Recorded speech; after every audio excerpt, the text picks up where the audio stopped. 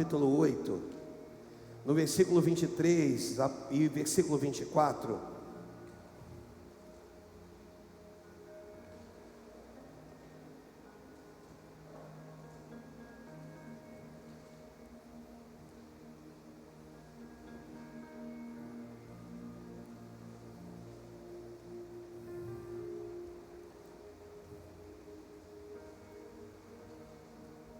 Posso fazer o inverso? Enquanto você abre sua Bíblia, eu oro. Pode ser assim? Pode? Senhor Deus e Pai, Deus, toma a minha vida nas tuas mãos. Usa-me como instrumento, Senhor, e fala aos nossos corações.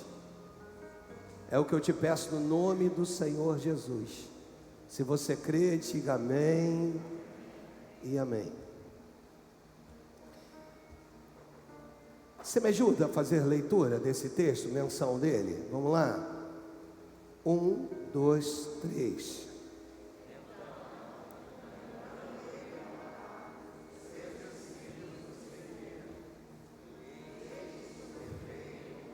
Vamos lá, vamos soltar a voz aí, volta de novo, vamos lá. Vamos com fé, vamos com ousadia, 2 versículos só. Você vai ler assim, então...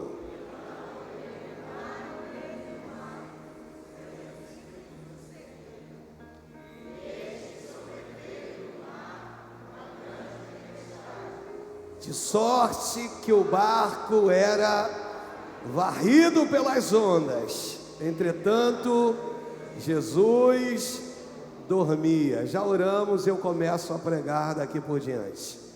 Eu espero que você que não estava no culto na quinta-feira pudesse, no mínimo, estar ligado na transmissão pelo YouTube. Eu acredito que sim, né? Afinal de contas, é a transmissão da sua igreja. E você...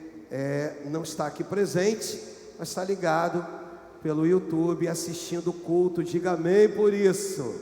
Amém. Eu já pego o texto do versículo de número 23 e já começo a falar sobre isso. Eu vou dar uma recapitulada em quinta-feira, na mensagem quinta, para dar prosseguimento aqui.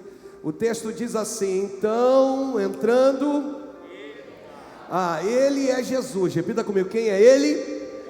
Diga assim, quando Jesus entra, melhora. Diga assim, depois que ele entra, os seus discípulos o seguiram. Você entendeu isso? Diga amém. E é muito bom falar sobre isso, né? É tão bom seguir uma liderança com caminho aplanado no coração. Você está seguindo alguém que não está perdido.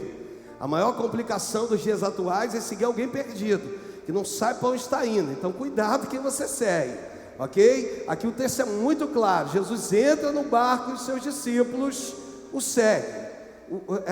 E isso alimenta aqui no meu coração o quão Jesus tinha como liderança para esses discípulos. E os discípulos o seguem e entram no barco. Outra coisa que eu aprendo aqui também é o seguinte, repita comigo: eu não devo entrar no barco antes dele.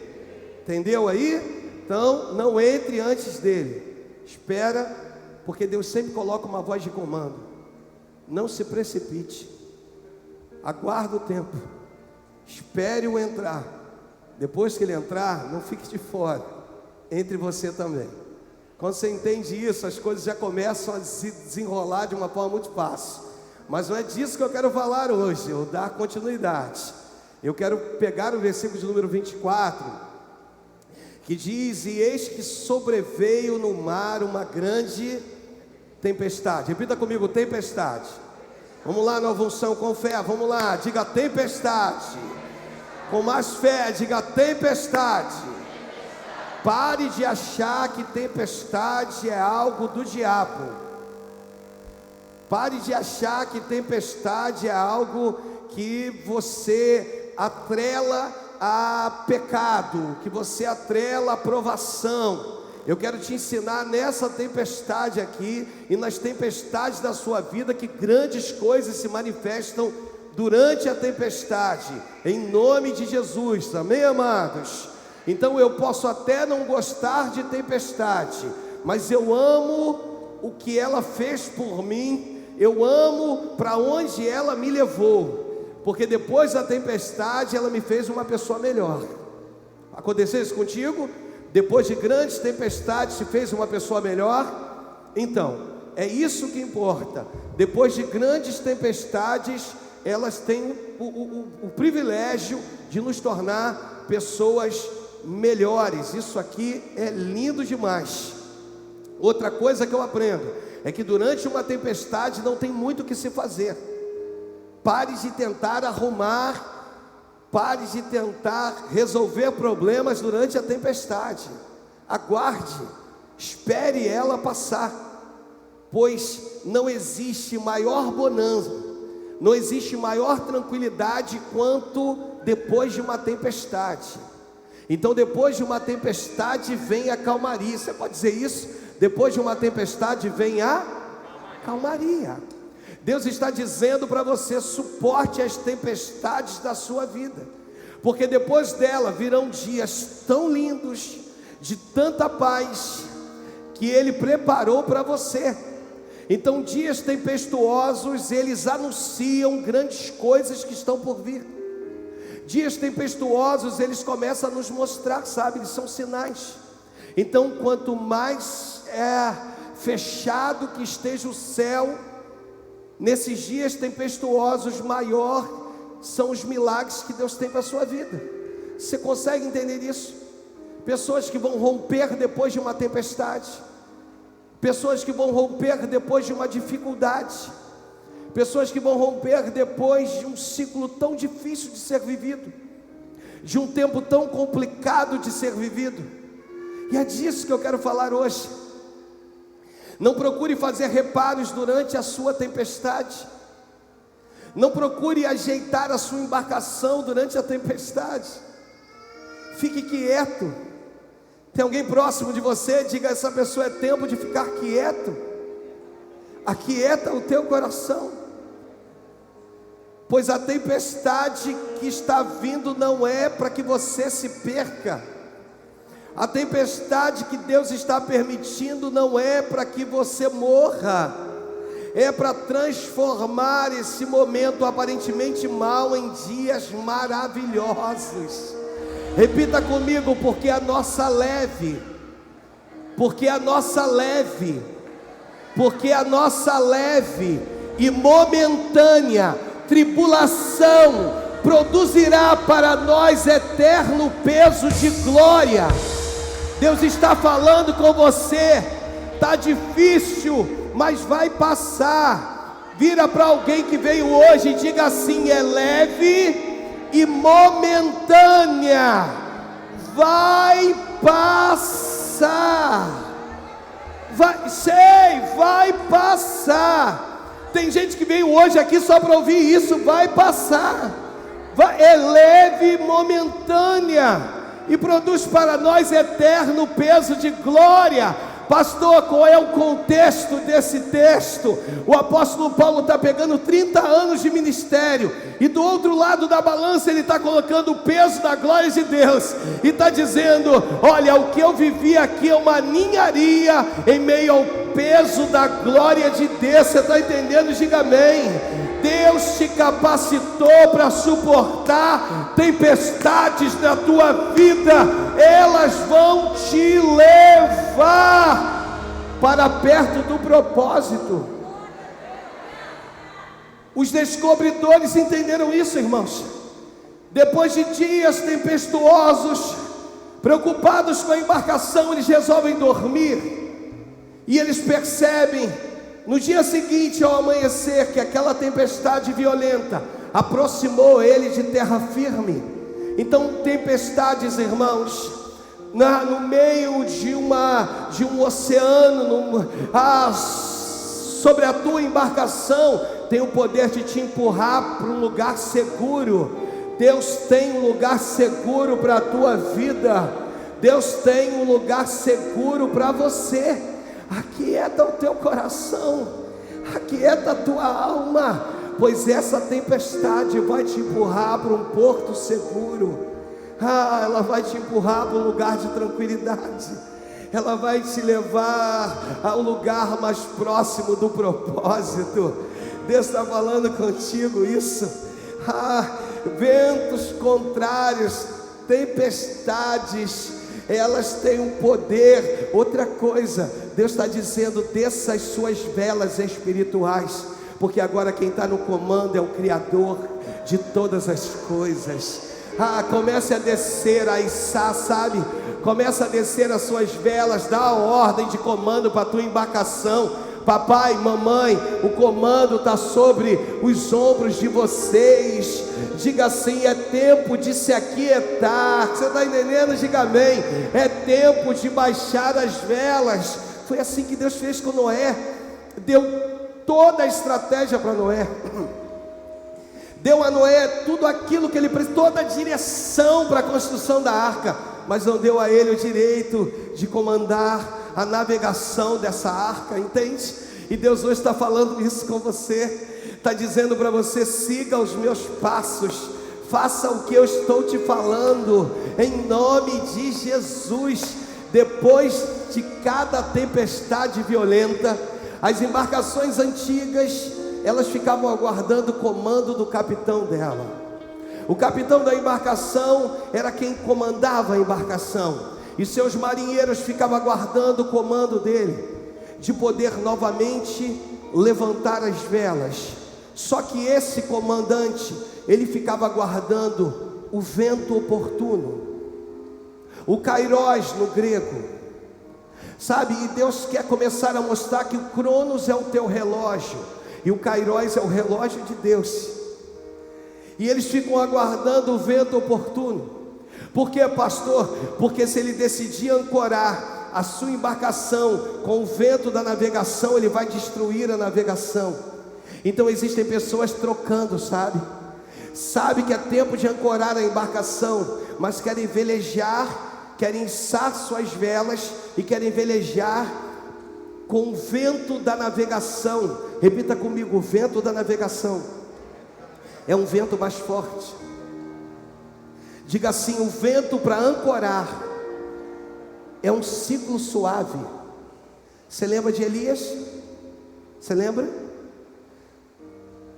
Que Deus não estava no fogo, Deus não estava no terremoto, Deus não estava nisso, e de repente veio um ciclo suave, uma brisa suave, e o Senhor se manifesta. Deus está dizendo: esse é o tempo da sua vida, esse é o momento que eu tenho para você, para que você espere o ciclo suave, sabe? Para que você aguarde o tempo de Deus, para que você entenda isso. Não tente navegar, não tente ancorar a tua embarcação, porque se você tentar ancorar com o vento da navegação, ela vai de encontro aos rochedos da vida, e ela vai ser destruída. Ele está virando para você, está dizendo assim: é tempo de você aguardar o vento oportuno, é tempo de você aguardar o kairos de Deus, é tempo de você entender isso. E aí, amados, tudo flui, tudo fica mais fácil, tudo começa a fluir depois disso, a acontecer depois disso, quando você espera o tempo de Deus. Porque depois que você ancorar, Deus vai te preparar para a próxima viagem. Diga assim para a pessoa do teu lado: se prepare, pois em 2022 Deus tem uma nova viagem contigo.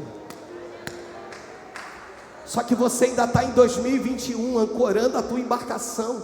Então Ele está dizendo para você: espere o vento oportuno, espere o vento suave, espere o vento da ancoração. Espere, porque o Senhor vai fazer soprar o vento, e o vento oportuno, o kairos, só acontece depois de uma grande tempestade. Entende? Grandes tempestades abrem acessos, irmãos. Grandes tempestades abrem possibilidades. Grandes tempestades abrem caminhos novos para nós. Grandes tempestades têm o prazer de nos levar a terras nunca ida por ti antes. há lugares que você nunca pisou, há uma dimensão de intimidade com Deus que você nunca viveu. Grandes tempestades, elas têm o poder de fazer isso comigo, contigo. É entender o Cronos, irmãos. Como eu havia dito, o Cronos é o teu relógio. E o Kairos, pastor, Kairos é o relógio de Deus. Crono é o maná que não podia ser armazenado. Você entende? Diga amém. Deus enviava todo dia. Diga assim: Deus enviava todo dia. Sabe? Mas e o Kairos, pastor? O Kairos, lá no escritor aos Hebreus, no capítulo 9, no versículo 4, é um dos elementos que vai estar dentro da arca da aliança, dentro de um pote de ouro, que não estraga, irmãos. No Cronos, o maná que descia estragava, mas o simbolismo daquele pão no pote de ouro, Deus não permitiu que estragasse. Ele está dizendo para você, em nome de Jesus, entenda isso hoje, compreenda o que eu tenho para a tua vida em definitivo. Para de argumentar com Deus, para de dificultar esse negócio. Entenda o Cronos, que é o teu tempo. Entenda que tem um tempo debaixo do céu e tem um tempo acima do céu. Compreenda isso. É esse o Kairos do maná que jamais apodrece, irmãos. Ele é o pão vivo que veio para tirar o pecado do mundo. É isso. O Cronos, ele é o Átrios. O Kairos é o Santo dos Santos. Lugar onde Deus se manifestava, onde a presença dele se manifestava. Espere o vento propício para você e levantar as suas velas novamente. Aguarda por ele, espere-o, pois a qualquer momento ele vai se manifestar na tua vida.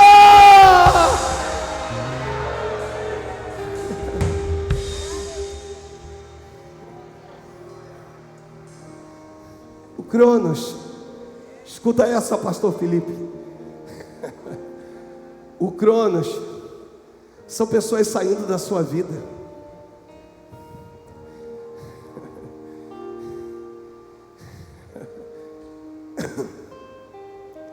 O Cronos são pessoas saindo da sua vida.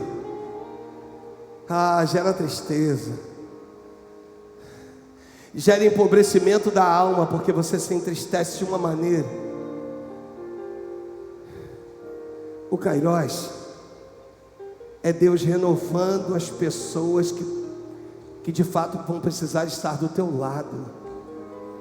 Repita comigo assim: Deus vai renovar e vai colocar pessoas certas para estarem do meu lado.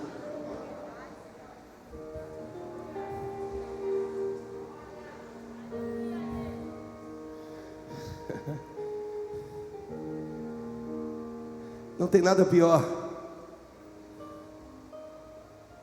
do que sofrer com o Cronos. E que sofrimento é esse, pastor? São daquelas que estão, mas não estão. Esse é o Cronos. Só que nós aprendemos que enquanto os destruidores demolem, os construtores constroem. Nós aprendemos que eles são mais rápidos. Enquanto o destruidor derruba um tijolo, o construtor ergue um muro. Deus vai colocar construtores na sua vida, para a sua família, no teu ministério. Enquanto vier alguém, eu vou entulhar os poços, eu vou derrubar os muros, Deus vai colocar construtores, irmãos, construtores que vão construir de uma maneira tão rápido, que vão edificar de uma maneira tão, que vão trabalhar, sabe, que não vão parar, eles vão de uma maneira tão firme, tão poderosa. É disso que eu quero falar com vocês. Não fique preso no teu tempo, no Cronos. Compreenda o Kairos de Deus. Já viu aquele equilibrista de pratos? Com certeza você já viu. Que ele fica com vários pratos, né? E aí ele pega aqui e equilibra um prato e gira, e vem aqui, gira o outro, aí vem aqui. Às vezes ele faz isso com 6, 7, 10 pratos. E aí quando ele chega aqui, o que ele tem que fazer? Ele tem que voltar para dar giro novamente no primeiro prato, no segundo, no terceiro. Deus está falando com você, está dizendo para você que quando você não suportar mais, Ele entra. O teu resgatador entra. Você entendeu? Diga amém. Quando você olha e diz assim: Deus, essa é uma palavra apostólica, irmãos. E para quem quiser receber de fato essa palavra, você pode levantar a sua mão aí e receber, porque em nome de Jesus, no auge do teu trabalho na obra de Deus, no auge da sua devoção em prol da tua família, quando lhe faltarem forças, Deus virá e vai dizer assim: eu resolvi entrar na tua embarcação, em nome de Jesus, eu resolvi. Você pode dar uma salva de palmas ao Senhor?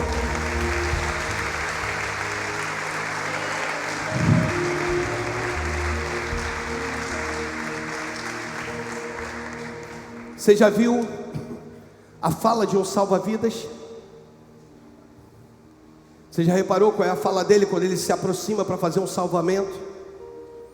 Aquele que está quase morrendo afogado, irmão, está desesperado. Eu não sei se você já quase se afogou. Eu sei o que é isso. Desespero é surreal. Surreal. E de ver a mão de Deus, sabe? Mas o salva-vida, ele tem uma fala. Quando ele se aproxima, ele diz assim: quanto menos você se mexer, é melhor. O que ele diz? Quanto menos você se mexer. Vamos lá, quanto menos. Tem alguém do teu lado? Diga assim: quanto menos você se mexer, é melhor. Diga assim: poupe as suas energias.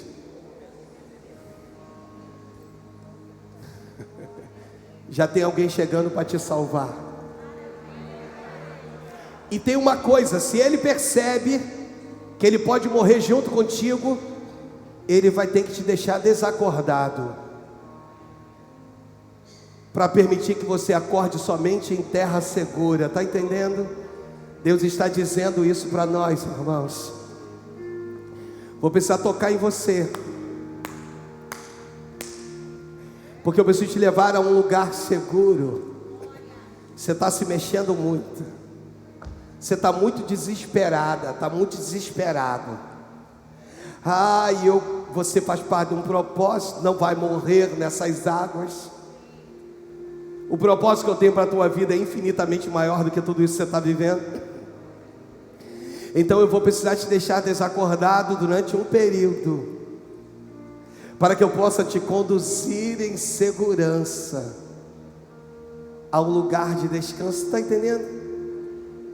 Deus está dizendo para nós que devemos nos mexer menos, sabe? Deixa, acredite que o teu resgatador já está chegando, amados. No meio da tua dificuldade, no meio desse oceano, no meio dessa luta, no meio desses dias difíceis, o teu resgatador já está chegando. Você tem alguém do teu lado que tu possa virar e dizer: acalma o teu coração, porque o teu resgatador já está chegando. Diga para ele, diga assim: homem nenhum pode atrapalhar o seu agir, homem nenhum pode impedir a sua chegada, nem potestades e nem dominadores deste século, ninguém pode impedir. O teu resgatador já está chegando na tua vida. Esse é o tempo de você entender isso. Viver não no Cronos, mas viver no Kairos de Deus. Você pode aí no teu lugar, dá para fazer assim, abrir teus braços e aguardar. É desse jeito que os marinheiros ficavam, é desse jeito que o comandante ficava, para perceber se o vento era oportuno. E Deus está dizendo: vou soprar o vento oportuno, ainda em 2001, 2021, para que eles possam viver 2022.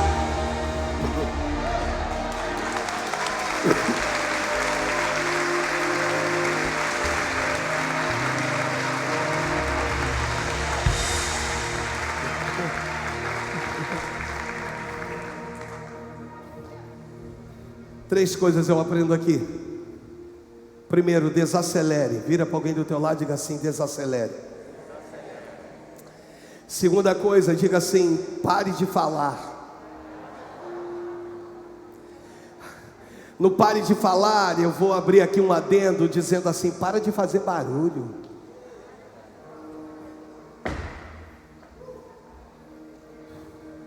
Muito alvoroço,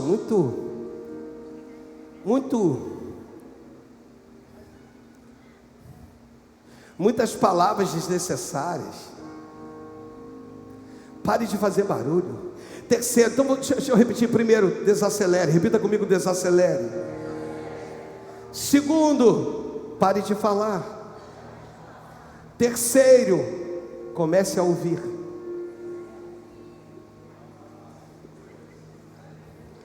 Vocês já viram em Atos? Vocês já viram? Eu abro. Na descida do Espírito Santo. Já olharam esse texto? Meditaram nele?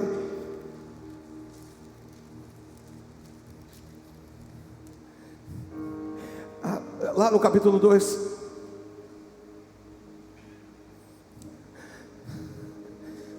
Olha o que diz o texto: ao cumprir-se o dia de Pentecostes, estavam todos reunidos no mesmo lugar. De repente, me ajuda, veio do céu como de não era um vento, pastor Carlos, era um som.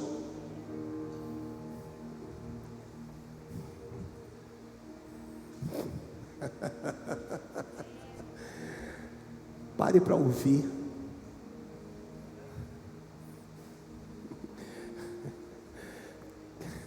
Como de um vento impetuoso que encheu toda a casa. E toda a casa foi cheia.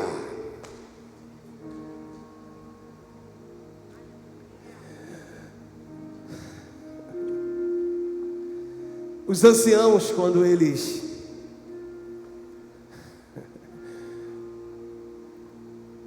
veem a reedificação dos alicerces do templo,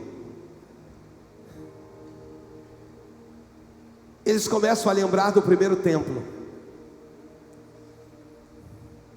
o templo de Salomão, tão esplendoroso, cheio de ouro, cheio de prata, cheio de cobre.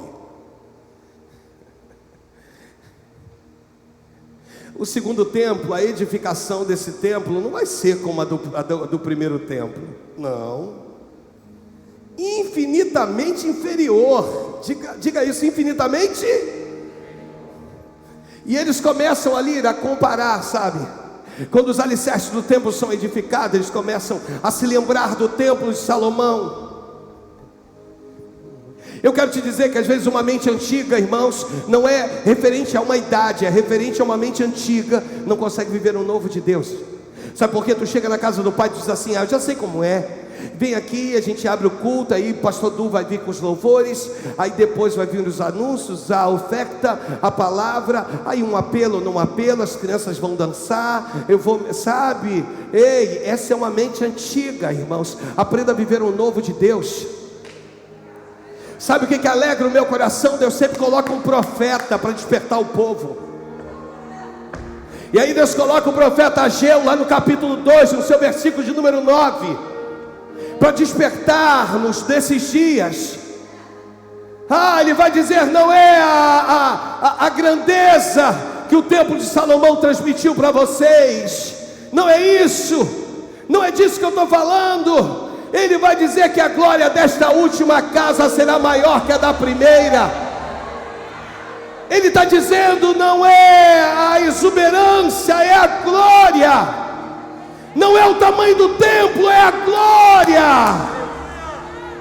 Deus está falando conosco nesses dias.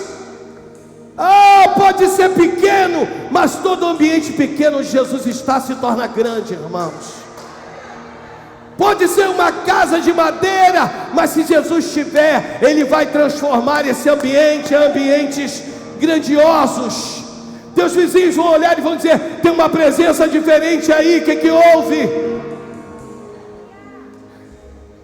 É disso que a gente tem que entender. Deus sempre coloca um profeta, sabe, irmãos? Mas eu encerro. No Evangelho de Mateus, no capítulo 14, versículo 15 e 16. É o meu último texto e eu encerro essa mensagem.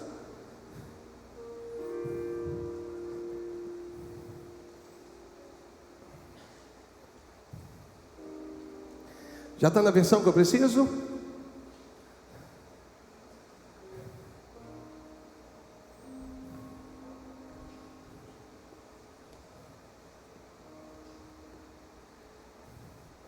Leia comigo nessa versão esses dois versículos. O texto diz assim: quando estava anoitecendo, me ajuda, os discípulos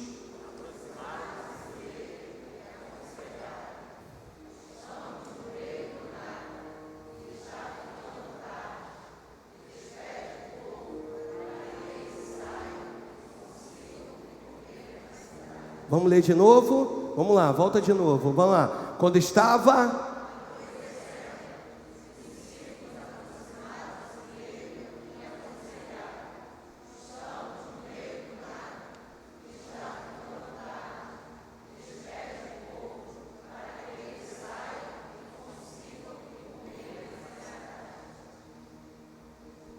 Jesus, porém, respondeu: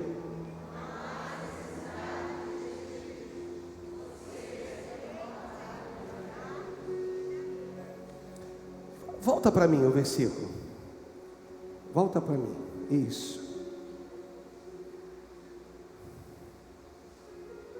Quando estava anoitecendo, os discípulos aproximaram-se dele e aconselharam. Quem vai aconselhar agora são os discípulos a Jesus. Olha que coisa. Discípulos têm poder de aconselhar? Claro que tem. Discípulos têm poder de trazer uma palavra que possa fazer a sua liderança pensar? Claro que tem, claro que pode. Claro que pode. Portanto, que não veja com os olhos do povo. Posso repetir isso? Discípulos muitas vezes pode trazer coisas boas. Portanto, que não veja com os olhos. Sabe o que os discípulos estão falando para Jesus? Senhor, somos nós que estamos no meio dele, no meio do povo. Já perdi muita gente assim, irmãos. Segunda coisa, somos nós que visitamos as casas. Terceiro, somos nós que ouvimos as pessoas. Isso é bom, pastor? Claro, é maravilhoso. Porque com isso a gente divide as nossas funções. Portanto, que as pessoas não despejem os lixos delas em você.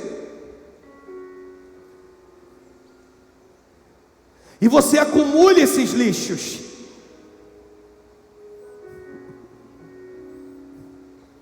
Pode ser o homem de Deus, a mulher de Deus mais experiente.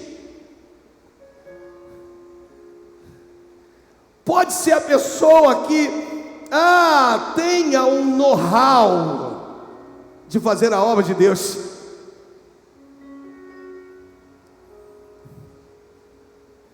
Eles vão dizer: estamos no meio do nada, está ficando tarde, despede o povo, para que eles consigam comer nas cidades. Deixa eu falar para você, existem muitas cidades que têm pão, irmãos. Se você não quer cuidar da tua família, tem gente que quer cuidar no seu lugar. Tem muitas cidades que estão com fartura de pão.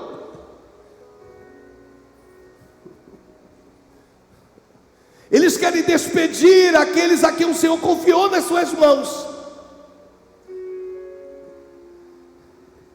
Manda para outra cidade. Manda para outra igreja. Eu já ouvi coisas assim, não aqui na Nova Unção, mas nesses anos de evangelho, dizendo assim: na minha igreja eu não convido, mas vai lá na igreja tal, que lá é bênção. Vai para lá, porque lá tem pão. E o mais bonito é a resposta de Jesus. Quando ele responde e diz assim: não há necessidade de despedi-los. Ele está dizendo assim: não vamos abrir mão dessa multidão que está aqui.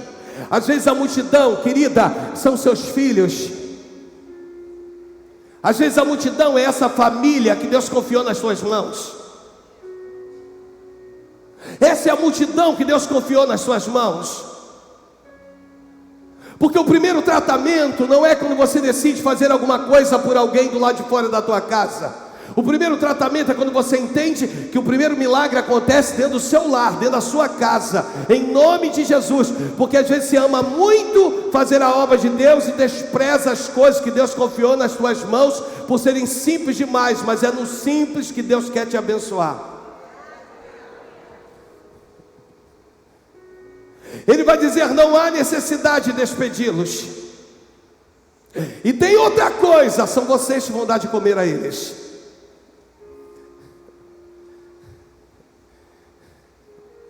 São vocês que vão dar de comer a eles. Não abra mão daquilo que te foi confiado.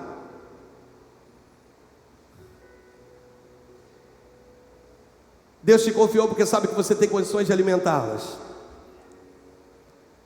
Jesus, ele vai pegar o pão e ele vai abençoar. Estou terminando agora.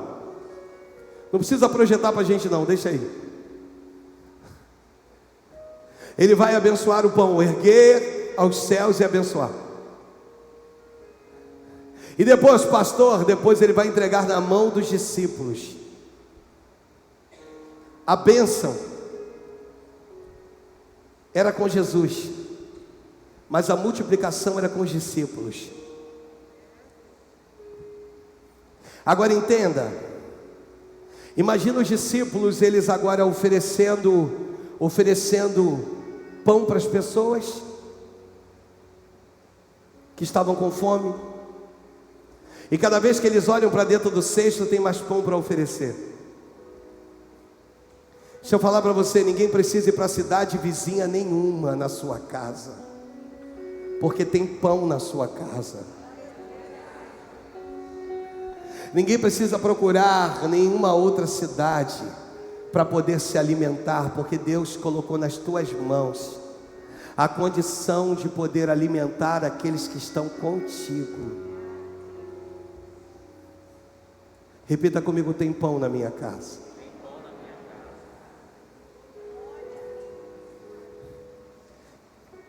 Repita comigo: vai ser através da minha vida, pela misericórdia, com o pão que Ele abençoou, que aqueles que estão debaixo do meu teto serão alimentados.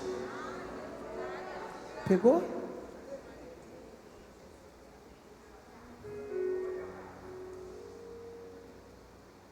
Só que eu encerro dizendo para você: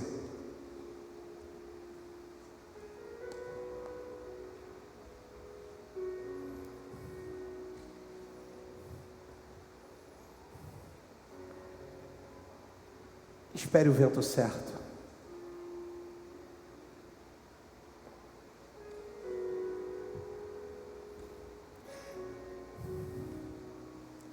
Espere a voz de comando.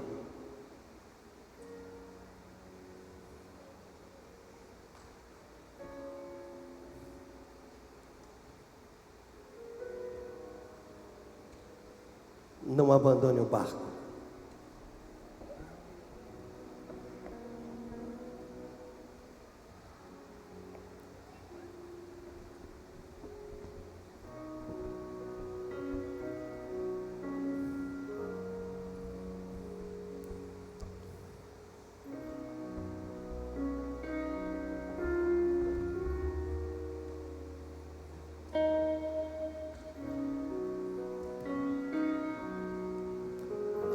Não viva tão somente no Cronos,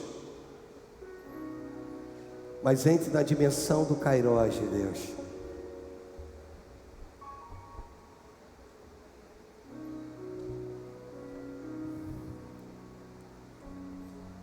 É isso que nos importa.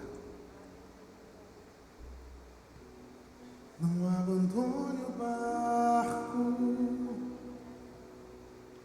pois a hora de chegar do outro lado você vai chegar. Grandes tempestades te empurram. Não abandone o barco, Te conduzem. pois esse teu deserto vai servir de testemunho para levantar alguém de novo. Te aproximam. E vai restaurar alguém de novo. E vai ressuscitar os sonhos de alguém de novo.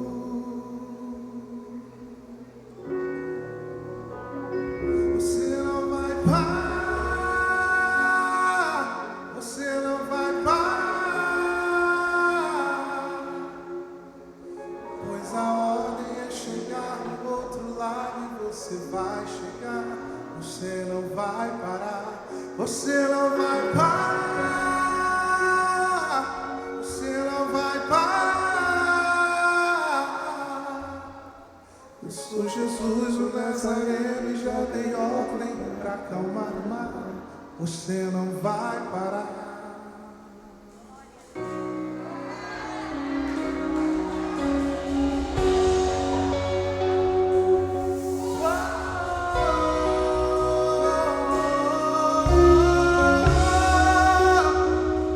Não abandone o barco,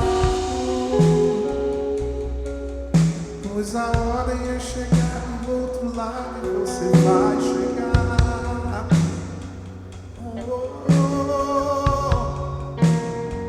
Não abandone o barco, pois esse teu deserto vai servir de testemunho para levantar alguém de novo. Ele vai restaurar alguém de novo e vai ressuscitar os sonhos de alguém de novo.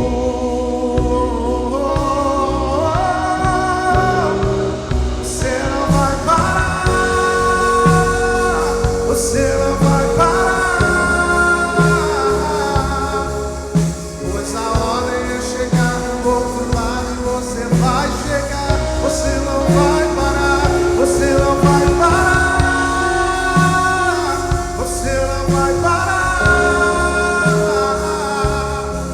Ele é Jesus o Nazareno e já deu ordem para acalmar o mar. Você não vai parar.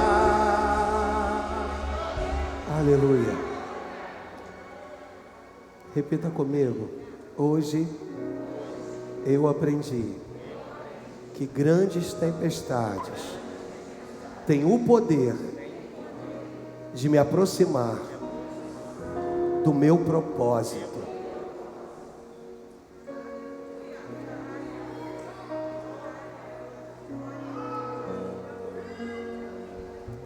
Diga assim: nós decidimos não navegar com o vento da navegação. Nós decidimos esperar um vento diferente, tema da nossa meditação. Nós decidimos navegar com o vento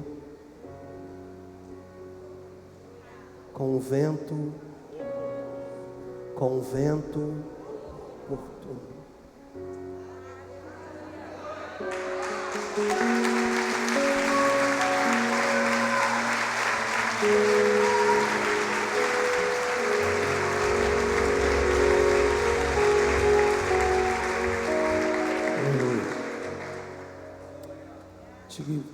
Vai trazer as nossas crianças para a apresentação. Podem ir lá dar um feedback.